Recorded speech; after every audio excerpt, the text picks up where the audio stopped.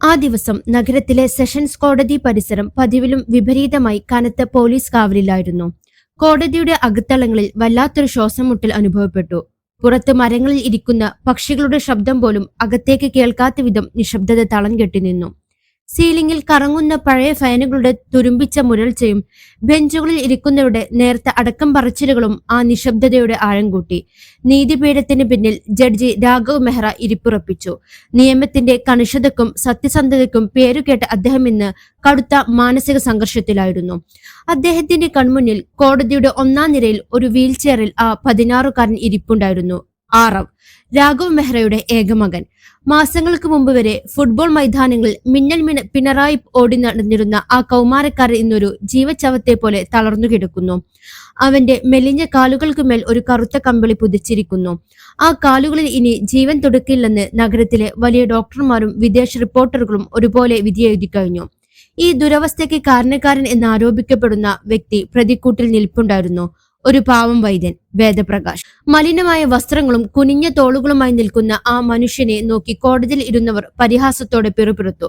ഒരു കപട വൈദ്യൻ ജഡ്ജിയുടെ മകനെ കൊല്ലാക്കൊല ചെയ്തു എന്നതായിരുന്നു പൊതുസംസാരം.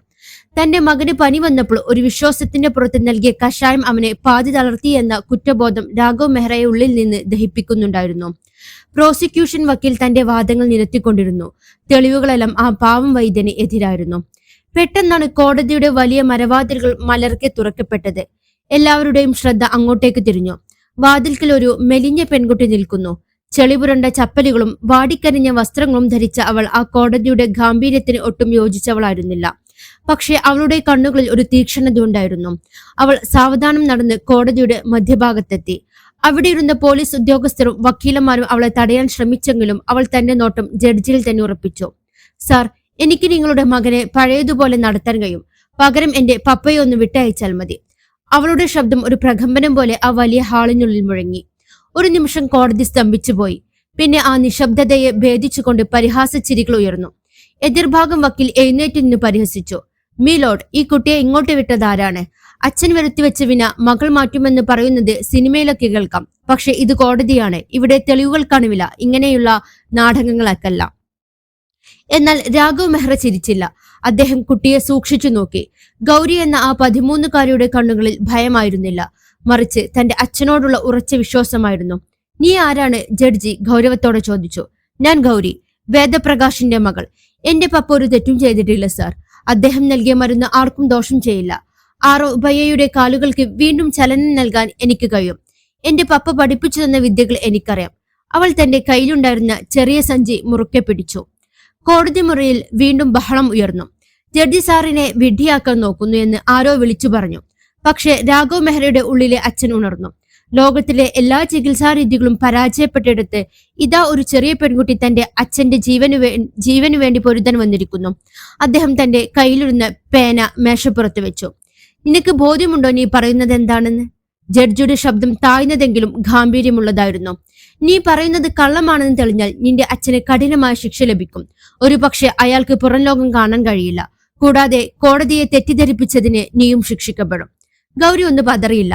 അവൾ ആറവിന്റെ മരവിച്ച കാലുകളിലേക്ക് നോക്കി. പിന്നെ ജഡ്ജിയുടെ കണ്ണുകളിലേക്ക് നേരിട്ട് നോക്കി പറഞ്ഞു. സമ്മതമാണ് സാർ. എന്റെ പപ്പയ്ക്ക് വേണ്ടി ഞാൻ ഏത് ശിക്ഷയും നൽകാൻ തയ്യാറാണ്. പക്ഷെ എനിക്കൊരു അവസരം നൽകണം. മരുന്നിനേക്കാൾ സത്യത്തിന് ശക്തിയുണ്ടെന്ന് എനിക്ക് ലോകത്തിന് കാണിച്ചു കൊടുക്കണം. കോടതിയിലെ നിയമവിദഗ്ധർ ഇതിനെതിരെ സംസാരിച്ചെങ്കിലും രാഘവ് മെഹ്റ തന്റെ അധികാരം ഉപയോഗിച്ച് ആ അസാധാരണമായ അപേക്ഷ സ്വീകരിച്ചു. 1 മാസത്തെ സമയം അദ്ദേഹം അനുവദിച്ചു. ആ 1 മാസം ആറവിന്റെ ചികിത്സ ഗൗരിയുടെ മേൽനോട്ടത്തിലായിരിക്കും. പക്ഷെ ഒരു നിബന്ധനയുണ്ടായിരുന്നു. ചികിത്സ നടക്കുന്നത് ജഡ്ജിയുടെ വീട്ടിലായിരിക്കും. കൂടാതെ മെഡിക്കൽ ടീമിന്റെയും പോലീസിന്റെയും കർശന നിരീക്ഷണത്തിലായിരിക്കും അത് നടക്കുക. ഗൗരി പ്രതിക്കൂട്ടിൽ നിൽക്കുന്ന തന്റെ അച്ഛനെ നോക്കി പുഞ്ചിരിച്ചു. വേദപ്രകാശിന്റെ കണ്ണുകൾ നിറഞ്ഞു തുളുമ്പി. തന്റെ മകൾ തനിക്ക് വേണ്ടി ഇത്ര ഒരു ഭാരം തലയിൽ ഏറ്റെടുത്ത് അദ്ദേഹത്തെ വേദനിപ്പിച്ചു. എങ്കിലും തന്റെ അറിവിലും മകളുടെ ധൈര്യത്തിലും അദ്ദേഹത്തിന് അഭിമാനമുണ്ടായിരുന്നു. കോടതി പിരിഞ്ഞു. എല്ലാവരും പിരിഞ്ഞു പോകുമ്പോഴും ഗൗരി അവിടെ തന്നെ നിന്നു. അവൾക്കറിയാമായിരുന്നു ഇതൊരു ചികിത്സ മാത്രമല്ല, തന്റെ അച്ഛന്റെ നിരപരാധിത്വം തെളിയിക്കാനുള്ള ഒരു യുദ്ധം കൂടിയാണെന്ന്. ആദ്യത്തെ വെല്ലുവിളി അവൾ വിജയിച്ചു കഴിഞ്ഞു. പക്ഷെ യഥാർത്ഥ പോരാട്ടം ഇനി ജഡ്ജിയുടെ ആ വലിയ ബംഗ്ലാവിലാണ് തുടങ്ങാനിരിക്കുന്നത്. അവിടെ അവളെ കാത്തിരിക്കുന്നത് അവിശ്വാസത്തിന്റെ മതിലുകളും അച്ഛനെ തകർക്കാൻ ശ്രമിക്കുന്ന ഗൂഢാലോചനക്കാരുടെ കണ്ണുകളുമായിരുന്നു. ആറവിന്റെ തളർന്ന കാലുകളിൽ ചലനം വരുത്താൻ അവൾക്ക് കഴിയുമോ? അതോ അവളും അച്ഛനും എന്നേക്കുമായി തടവറയ്ക്കുള്ളിലാകുമോ? നഗരത്തിന്റെ തിരക്കുകളിൽ നിന്ന് മാറി പച്ചപ്പും പ്രകൃതിയും നിറഞ്ഞ ഒരു കൊച്ചു ഗ്രാമത്തിലായിരുന്നു വേദപ്രകാശിന്റെ വാസം. അദ്ദേഹം വെറുമൊരു മരുന്നുകാരനായിരുന്നില്ല, പ്രകൃതിയുടെ സ്പന്ദനങ്ങൾ അറിയുന്ന ഒരു മനുഷ്യനായിരുന്നു. ആധുനിക വൈദ്യശാസ്ത്രത്തിന് വലിയ ബിരുദങ്ങൾ ഉണ്ടാകാം, എന്നാൽ വേദപ്രകാശിന് ഉണ്ടായിരുന്നത് തലമുറകളായി കൈമാറി വന്ന അപൂർവമായ അറിവുകളായിരുന്നു. വനത്തിലെ ഓരോ ഇലയ്ക്കും വേരിനും ഓരോ കഥ പറയാനുണ്ടെന്ന് അദ്ദേഹം വിശ്വസിച്ചിരുന്നു. പുലർച്ചെ മൂടൽമഞ്ഞിൽ കാടിന്റെ ഉള്ളിലേക്ക് പോയി അദ്ദേഹം ശേഖരിക്കുന്ന ഓരോ ഔഷധവും ആയിരക്കണക്കിന് പാവപ്പെട്ടവരുടെ കണ്ണീരൊപ്പിയിട്ടുണ്ട്. തന്റെ അച്ഛനും മുത്തച്ഛനും പകർന്നു നൽകിയ ആ അറിവ് അദ്ദേഹം ഒരിക്കലും കച്ചവടമാക്കിയില്ല. മരുന്നിനേക്കാൾ വലുതാണ് മനസ്സിന്റെ പ്രാർത്ഥന എന്ന് അദ്ദേഹം തന്റെ മകൾ ഗൗരിയെ എപ്പോഴും ഓർമ്മിപ്പിക്കുമായിരുന്നു. എന്നാൽ നന്മ ചെയ്യുന്നവർക്ക് എല്ലായ്പ്പോഴും ലോകം പൂക്കൾ നീട്ടാറില്ല. വേദപ്രകാശിന്റെ സത്യസന്ധതയും പ്രശസ്തിയും ചിലരുടെ കണ്ണിലെ കരടായി മാറി. മറുവശത്ത് ജഡ്ജി രാഘവ് മെഹ്റ ഒരു അഗ്നിപർവ്വതം പോലെയായിരുന്നു. അഴിമതിക്കും മാഫിയ പ്രവർത്തനങ്ങൾക്കും എതിരെ അദ്ദേഹം പുറപ്പെടുവിച്ച കടുത്ത വിധികൾ പലരുടെയും ഉറക്കം കെടുത്തിയിരുന്നു. നഗരത്തിലെ റിയൽ എസ്റ്റേറ്റ് മാഫിയകളും ചില രാഷ്ട്രീയ ഗുണ്ടകളും അദ്ദേഹത്തെ തകർക്കാൻ അവസരം കാത്തിരിക്കുകയായിരുന്നു. നേരിട്ട് ആക്രമിച്ചാൽ തങ്ങൾ കുടുങ്ങുമെന്നറിയുന്ന അവർ ജഡ്ജിയുടെ ഏറ്റവും വലിയ ബലഹീനതയായ അദ്ദേഹത്തിന്റെ മകൻ ആറവിനെ തന്നെ ലക്ഷ്യം വെച്ചു. ആ പ്ലാനിലെ അവിഭാജ്യ ഘടകമായി അവർ തിരഞ്ഞെടുത്തത് പാവം വേദപ്രകാശിനെയായിരുന്നു. ഒരു കല്ലുകൊണ്ട് രണ്ട് പക്ഷികളെ വീഴ്ത്തുക, ജഡ്ജിയെ തളർത്തുക, അതോടൊപ്പം ജനങ്ങൾക്കിടയിൽ സ്വാധീനമുള്ള ആ വൈദ്യനെ ഇല്ലാതാക്കുക, ഇതായിരുന്നു അവരുടെ ലക്ഷ്യം. ആറവിന് നേരിയ പനി ബാധിച്ച ഒരു സായാഹ്നത്തിലായിരുന്നു ഈ ഗൂഢാലോചന അരങ്ങേറുന്നത്. ജഡ്ജിയുടെ വീട്ടിലെ വിശ്വസ്തനായ പഴയ ജോലിക്കാരൻ കേശവൻ മാഫിയ സംഘത്തിന് പണത്തിന് മുന്നിൽ വീണുപോയി. പനി കുറയാനായി വേദപ്രകാശ് നൽകിയ കഷായം കുടിച്ച് ആറവ് വിശ്രമിക്കുകയായിരുന്നു. ആ കഷായം തീർത്തും നിരുപദ്രവകാരിയായിരുന്നു. എന്നാൽ വേദപ്രകാശ് പോയതിന് തൊട്ടു പിന്നാലെ കേശവൻ ആരും കാണാതെ ആറവിന്റെ രാത്രിയിലെ പാലിൽ മാരകമായ ഒരു വിഷപ്പൊടി കലർത്തി. ആയുർവേദത്തിൽ ശോധന ചെയ്യപ്പെടാത്ത ചില വിഷവേരുകളിൽ നിന്ന് വേർതിരിച്ചെടുത്ത ആ പൊടി നാഡീവ്യൂഹത്തെ സാവധാനം മരവിപ്പിക്കാൻ ശേഷിയുള്ളതായിരുന്നു. പാൽ കുടിച്ച് മണിക്കൂറുകൾക്കുള്ളിൽ ആറവിന്റെ ശരീരം തളരാൻ തുടങ്ങി. പിറ്റേന്ന് രാവിലെ അവൻ എഴുന്നേൽക്കാൻ ശ്രമിച്ചപ്പോൾ കാലുകൾ നിലത്ത് ഉറക്കുന്നില്ലായിരുന്നു. പരിഭ്രാന്തനായ ജഡ്ജി നഗരത്തിലെ ഏറ്റവും വലിയ ആശുപത്രികളിൽ മകനെ എത്തിച്ചു. പക്ഷേ എല്ലാ റിപ്പോർട്ടുകളും ഒരേ കാര്യത്തിലേക്കാണ് വിരൽ ചൂണ്ടിയത്: നാഡീവ്യൂഹത്തിന് ഏറ്റ കടുത്ത ആഘാതം. രക്തപരിശോധനയിൽ ചില പ്രത്യേക ഔഷധ വിഷയങ്ങളുടെ സാന്നിധ്യം കണ്ടെത്തി. സ്വാഭാവികമായും എല്ലാവരുടെയും സംശയം തലേ ദിവസം കഷായം നൽകിയ വേദപ്രകാശിന്റെ മേലെയായി. പോലീസ് അദ്ദേഹത്തെ വീട്ടിൽ നിന്ന് അറസ്റ്റ് ചെയ്യുമ്പോൾ ഗൗരിക്ക് തന്റെ ലോകം തകരുന്നതുപോലെ തോന്നി. പക്ഷേ അവൾ തളർന്നില്ല. തന്റെ പപ്പ നൽകുന്ന ഓരോ തുള്ളി മരുന്നിലും സ്നേഹം മാത്രമേ ഉണ്ടാകൂ എന്ന് അവൾ ഉറപ്പായിരുന്നു. സത്യം ഒരിക്കലും കുഴിച്ചുമൂടാൻ കഴിയില്ല മോളെ, അത് ഒരു നാൾ പുറത്തു വരും. പോലീസ് വാനിലേക്ക് കയറുമ്പോൾ വേദപ്രകാശ് പറഞ്ഞ ഈ വാക്കുകൾ ഗൗരിയുടെ മനസ്സിൽ ഒരു മന്ത്രം പോലെ മുഴങ്ങി. ആ വിശ്വാസമാണ് കോടതിയുടെ വലിയ വാതിലുകൾ തള്ളി തുറന്ന് ജഡ്ജിയുടെ മുന്നിൽ വെല്ലുവിളിക്കാൻ അവൾക്ക് കരുത്ത് നൽകിയത്. കോടതി ഉത്തരവ് പ്രകാരം ഗൗരി ജഡ്ജിയുടെ ബംഗ്ലാവിലെത്തി. അവിടെ വല്ലാത്തൊരു അന്തരീക്ഷമായിരുന്നു. ചുറ്റും പോലീസുകാരുടെയും ഡോക്ടർമാരുടെയും നിശിതമായ നോട്ടം. ഓരോ തവണ അവൾ മരുന്ന് തയ്യാറാക്കുമ്പോഴും ഒരു മെഡിക്കൽ ടീം അത് പരിശോധിച്ച് ഉറപ്പുവരുത്തിക്കൊണ്ടിരുന്നു. അവൾക്ക് ലഭിച്ച മുറി ഒരു ചെറിയ ജയിലിന് തുല്യമായിരുന്നു. ഓരോ ചലനവും ക്യാമറകളിലൂടെ നിരീക്ഷിക്കപ്പെട്ടു. ജഡ്ജിയുടെ ഭാര്യ സുനിത മകന്റെ അവസ്ഥയോർത്ത് കരഞ്ഞുകൊണ്ടേയിരുന്നു. അവർക്ക് ഗൗരിയെ കാണുന്നത് പോലും വെറുപ്പായിരുന്നു. നിന്റെ അച്ഛൻ ഞങ്ങളുടെ ജീവിതം നശിപ്പിച്ചു, ഇനി നീ എന്ത് ചെയ്യാനാണ് എന്ന് അവർ ആക്രോശിച്ചു. എന്നാൽ ഗൗരി നിശബ്ദയായിരുന്നു. അവളുടെ കണ്ണുകൾ ആറവിന്റെ തളർന്ന കാലുകളിലായിരുന്നു. രാത്രിയുടെ നിശബ്ദതയിൽ അവൾ തന്റെ ചെറിയ ഭാണ്ഡത്തിൽ നിന്ന് ഔഷധക്കൂട്ടുകൾ പുറത്തെടുത്തു. തന്റെ പപ്പ പറഞ്ഞു തന്ന രഹസ്യവിദ്യകൾ അവൾ ഓരോന്നായി പ്രയോഗിക്കാൻ തയ്യാറെടുത്തു. തന്റെ മുന്നിൽ വലിയൊരു പർവ്വതം പോലെയുള്ള പ്രതിസന്ധിയാണെന്ന് അവൾക്കറിയാം. പക്ഷെ ഒരു മകൾ എന്ന നിലയിൽ അറിയാമായിരുന്നു തന്റെ പപ്പയുടെ നിരപരാധിത്വം തെളിയിക്കാൻ ആരവിനെ പഴയതുപോലെ നടത്തുകയല്ലാതെ മറ്റൊരു വഴിയില്ലെന്ന്. അവളുടെ ചുറ്റുമുള്ള നിരീക്ഷണ കണ്ണുകൾ അവൾ ഭയന്നില്ല. തന്റെ ലക്ഷ്യത്തിലേക്ക് അവൾ ഏകാഗ്രതയോടെ നടന്നു. ഗൂഢാലോചനയുടെ വേരുകൾ ഈ വീടിനുള്ളിൽ തന്നെ ഉണ്ടെന്ന് അവൾക്ക് എവിടെയോ തോന്നി തുടങ്ങിയിരുന്നു. ആ രഹസ്യം കണ്ടെത്തുക എന്ന വലിയ ദൗത്യം കൂടി അവളുടെ തോളിലുണ്ടായിരുന്നു. താൻ ഒറ്റയ്ക്കാണെന്ന ചിന്ത അവളിൽ ഭയക്കുന്നുണ്ടായിരുന്നില്ല. കാരണം സത്യത്തിന്റെ കാവൽ മാലാക തന്റെ കൂടെയുണ്ടെന്ന് അവൾ ഉറച്ചു വിശ്വസിച്ചു. ആ രാത്രി ബംഗ്ലാവിന്റെ പൂന്തോട്ടത്തിൽ കാറ്റിലാടുന്ന ഇലകൾ പോലെയോ അവളുടെ ഹൃദയമിടിപ്പ് വേഗത്തിലായി. 1 മാസം, അതായിരുന്നു അവളുടെ മുന്നിലുള്ള സമയം. ആരവിന്റെ കാലുകളിൽ ജീവൻ തിരിച്ചെത്തിക്കാൻ ആ 13-കാരി തന്റെ പോരാട്ടം തുടങ്ങിക്കഴിഞ്ഞു. ആരവ് ഒരു തടവുകാരനെ പോലെ തന്റെ മുറിയിൽ ഒതുങ്ങിക്കൂടിയിരുന്നു. ഒരിക്കൽ ഫുട്ബോൾ മൈതാനങ്ങളിൽ കാറ്ററിഞ്ഞ് പാഞ്ഞിരുന്ന ആ കാലുകൾ ഇന്ന് നിശ്ചലമാണ്. സ്റ്റേഡിയത്തിലെ 10,000-ങ്ങളുടെ ആവേശാവരങ്ങൾ അവന് ചുറ്റും മുഴങ്ങിക്കൊണ്ടിരുന്നു. പക്ഷേ കണ്ണു തുറക്കുമ്പോൾ കാണുന്നത് മരുന്നിന്റെ ഗന്ധമുള്ള ഈ 4 ചുവരുകൾ മാത്രം. ഒരു അപകടം അവന്റെ സ്വപ്നങ്ങളെ തകർത്തെറിഞ്ഞപ്പോൾ ജീവിതം ഒരു ശവപ്പറമ്പായി അവന് തോന്നി. ഫുട്ബോൾ മൈതാനത്തെ ആ ചടുലത ഇനി ഒരിക്കലും മടക്കി കിട്ടില്ലെന്ന് ഡോക്ടർമാർ വിധി എഴുതിയതോടെ ആരവ് മാനസികമായും തകർന്നിരുന്നു. ആദ്യമൊക്കെ അവൻ ഗൗരിയെ നോക്കിയത് വന്യമായ വെറുപ്പോടെയായിരുന്നു. അവളുടെ സാന്നിധ്യം പോലും അവനെ പ്രകോപിപ്പിച്ചു.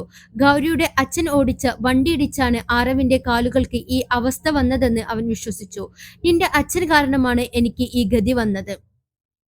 കണ്ണിന് മുന്നിൽ പോലും നിന്ന് പോകരുത് എന്ന് ആരവ് ദേഷ്യപ്പെട്ടു. പലപ്പോഴും അലറി വിളിച്ചു.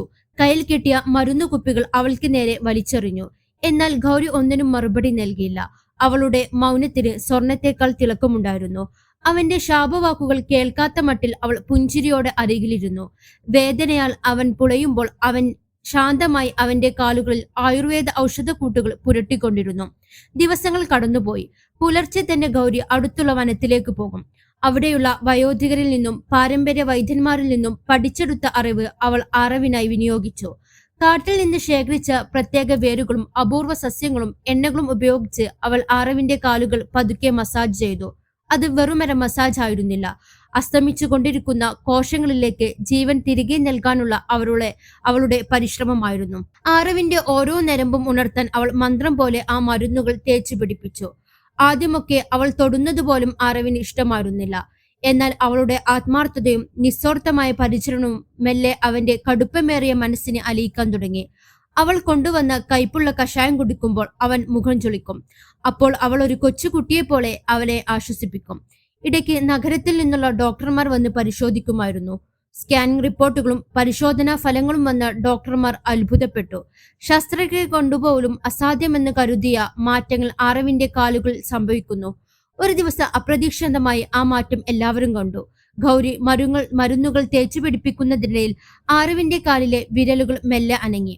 അവിശ്വസനീയതയോടെ ആരവ് തന്റെ കാലുകളിലേക്ക് നോക്കി. അവന്റെ കണ്ണുകളിൽ നിന്ന് കണ്ണുനീർ ഒഴുകി. അത് വെറുമൊരു ചലനമായിരുന്നില്ല. അവന്റെ തകർന്നുപോയ പ്രതീക്ഷകളുടെ പുനർജന്മമായിരുന്നു. നന്ദിയോടെ അവൻ ആദ്യമായി ഗൗരിയുടെ മുഖത്തേക്ക് നോക്കി. അവിടെ ഒരു ശാന്തമായ കടൽ പോലെ അവൾ പുഞ്ചിരിക്കുകയായിരുന്നു.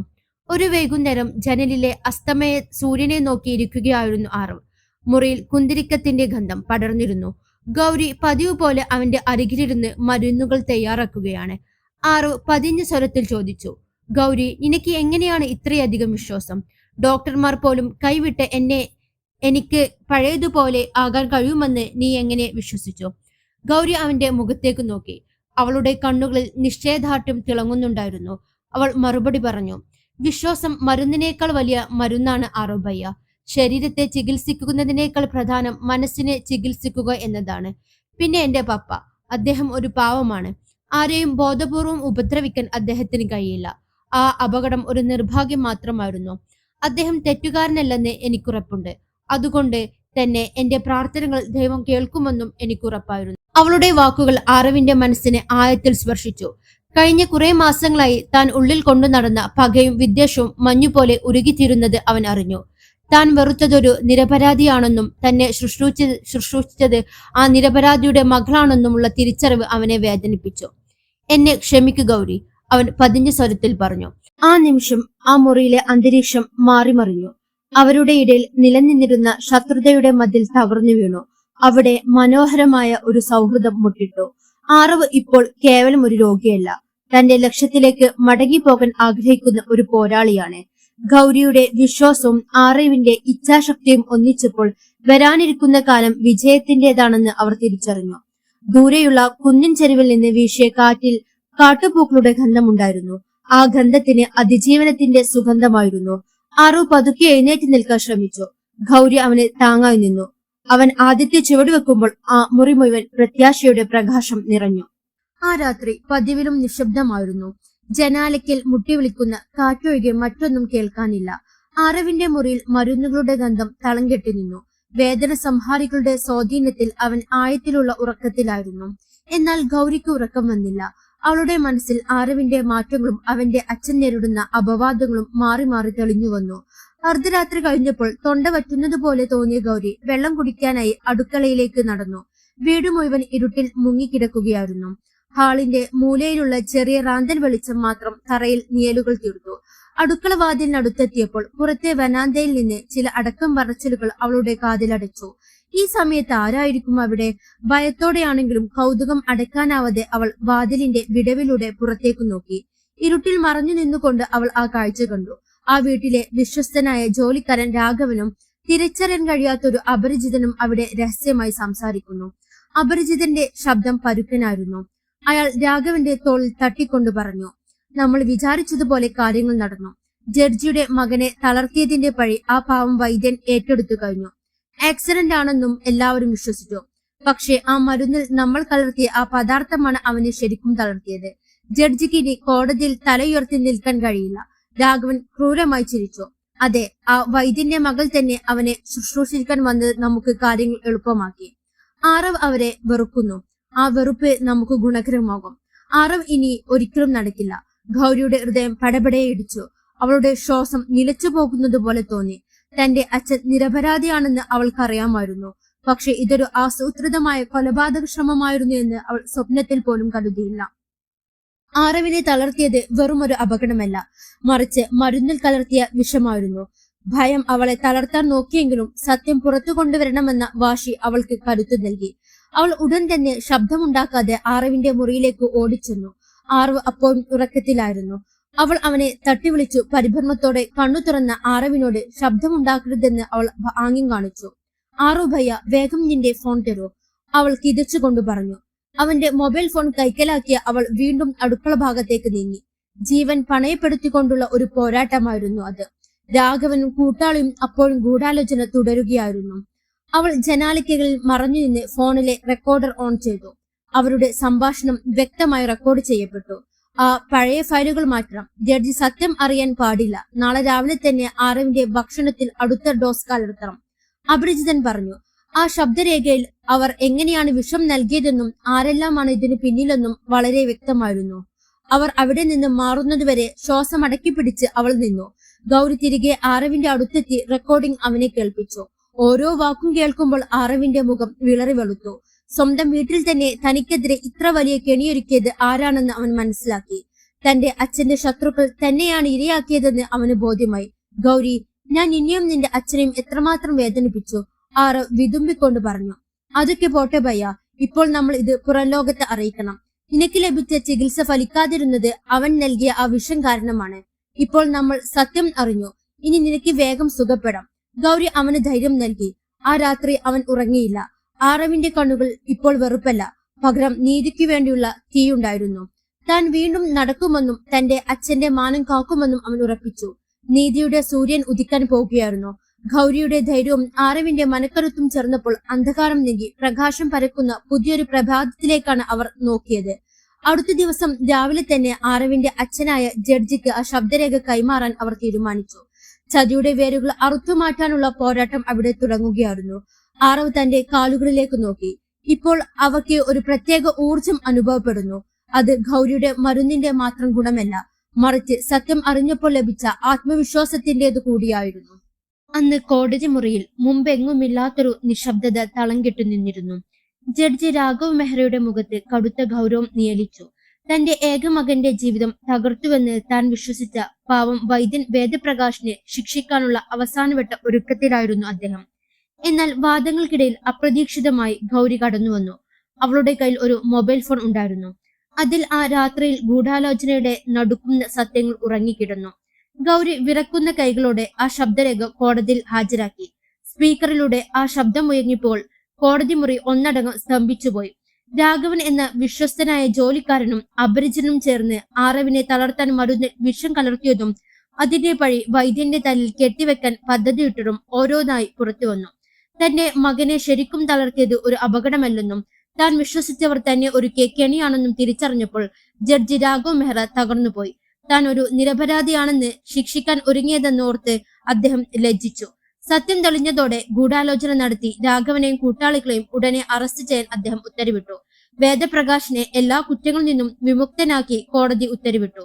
നീതിയുടെ സൂര്യൻ ഒടുവിൽ മേഘപാളികൾക്കിടയിൽ നിന്ന് പുറത്തു വന്നു. പക്ഷേ യഥാർത്ഥ അത്ഭുതം സംഭവിക്കാനിരിക്കുന്നതേ ഉണ്ടായിരുന്നുള്ളൂ.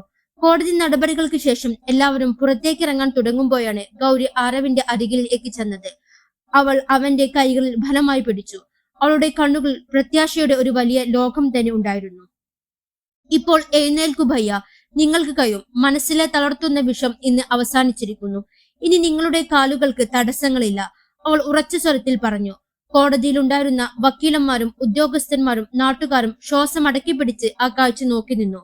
മാസങ്ങളായി വീൽചെയറിൽ മാത്രം ഒതുങ്ങിക്കൂടിയ ആരവ് തന്റെ സർവ്വശക്തിയും ആവാഹിച്ചു. അവന്റെ നെറ്റിയിൽ വിയർപ്പു തുള്ളികൾ പൊടിഞ്ഞു. ഗൗരിയുടെ മരുന്നും അവളുടെ വിശ്വാസവും അവന്റെ ഉള്ളിൽ ഒരു അഗ്നിയായി പടർന്നു. പതുക്കെ, വളരെ പതുക്കെ അവൻ സീറ്റിൽ നിന്ന് എഴുന്നേറ്റു. ഒരു നിമിഷം അവൻ ആടിപ്പോയെങ്കിലും ഗൗരിയുടെ കയ്യിലെ പിടുത്തം അവന് ആത്മവിശ്വാസം നൽകി. അവൻ ഒരടി മുന്നോട്ട് വെച്ചു, പിന്നെ മറ്റൊന്നും. സദസ്സിനെ സാക്ഷിയാക്കി ആരവ് സ്വന്തം കാലിൽ നിവർന്നു നിന്നു. മൈതാനങ്ങളിൽ പന്തുമായി പായുന്ന ആ പഴയ അറിവിനെ ആ നിമിഷം എല്ലാവരും കണ്ടു. ജഡ്ജി രാഘവ് മെഹ്റ ഓടിച്ചെന്ന് തന്റെ മകനെ കെട്ടിപ്പിടിച്ചു. ആ ഗാംഭീര്യമുള്ള കണ്ണുകളിൽ നിന്ന് ഒഴുകിയത് അധികാരത്തിന്റെ തണുപ്പല്ല, മറിച്ച് സന്തോഷത്തിന്റെ കണ്ണുനീരായിരുന്നു. മകനെ നെഞ്ചോട് ചേർത്തതിനു ശേഷം രാഘവ് മെഹ്റ ചെയ്ത പ്രവൃത്തി ലോകത്തെ മുഴുവൻ അത്ഭുതപ്പെടുത്തി. തന്റെ കറുത്ത കോട്ടിന്റെ ഗാംഭീര്യം മറന്ന് ആ വലിയ ജഡ്ജി പാവം വൈദ്യനായ വേദപ്രകാശിന്റെ കാൽക്കൽ വീണു മാപ്പിരുന്നു. എന്നെ ക്ഷമിക്കൂ സഹോദര. അധികാരത്തിന്റെ അഹങ്കാരത്തിൽ കണ്ണ് മഞ്ഞളിച്ചു പോയി എനിക്ക് നിങ്ങളുടെ നന്മ കാണാൻ കഴിഞ്ഞില്ല. പദവിയല്ല, മനുഷ്യത്വമാണ് ഈ ലോകത്ത് ഏറ്റവും വലുതെന്ന് ഇന്ന് ഞാൻ മനസ്സിലാക്കുന്നു. എന്റെ മകന് ജീവൻ നൽകിയത് നിങ്ങളുടെ മകളാണ്, അദ്ദേഹം വിതുമ്പിക്കൊണ്ട് പറഞ്ഞു. വേദപ്രകാശ് അദ്ദേഹത്തെ പിടിച്ചെഴുന്നേൽപ്പിച്ചു. ആ പാവം മനുഷ്യന്റെ മുഖത്ത് പരിഭവങ്ങളില്ലായിരുന്നു, മറിച്ച് സത്യം ജയിച്ചതിന്റെ ആശ്വാസം മാത്രമാണ് ഉണ്ടായിരുന്നത്. ദിവസങ്ങൾക്ക് ശേഷം ആ വലിയ ജഡ്ജിയുടെ വീടിന്റെ പൂമുഖത്ത് അച്ഛനോടൊപ്പം നിൽക്കുമ്പോൾ ഗൗരിയുടെ മുഖത്ത് വലിയൊരു ആത്മസംതൃപ്തി ഉണ്ടായിരുന്നു. താൻ ശേഖരിച്ച പച്ചമരുന്നുകളും തന്റെ അച്ഛൻ നൽകിയ അറിവും വലുതായിരുന്നു. ആർവ് ഇപ്പോൾ മെല്ലെ നടന്നു തുടങ്ങിയിരിക്കുന്നു. അവൻ വീണ്ടും ഫുട്ബോൾ മൈതാനത്തേക്ക് മടങ്ങാനുള്ള പരിശീലനത്തിലാണ്. ദാരിദ്ര്യം ഒരിക്കലും അറിവിനോ ബുദ്ധിക്കോ തടസ്സമല്ലെന്നും സത്യസന്ധതയ്ക്കും ധൈര്യത്തിനും ഏതൊരു വലിയ പ്രതിസന്ധിയെയും മറികടക്കാൻ കഴിയുമെന്നും ആ 13കാരി ലോകത്തിന് കാണിച്ചു കൊടുത്തു. വലിയ വീടുകളിലും പദവികളിലും ഇരിക്കുന്നവരെക്കാൾ വലിയ മനസ്സ് തനിക്കുണ്ടെന്ന് അവൾ തെളിയിച്ചു. ആറവ് ജനാലയിലൂടെ ഗൗരിയെ നോക്കി പുഞ്ചിരിച്ചു. അവളാണ് അവന്റെ ജീവിതത്തിലെ ഏറ്റവും വലിയ ഗോൾ അടിക്കാൻ സഹായിച്ചത്. ഇരുൾ മൂടിയ ഒരു കാലഘട്ടം അവസാനിക്കുകയും സ്നേഹത്തിന്റെയും നീതിയുടെയും പുതിയൊരു അധ്യായം അവിടെ തുടങ്ങുകയും ചെയ്തു.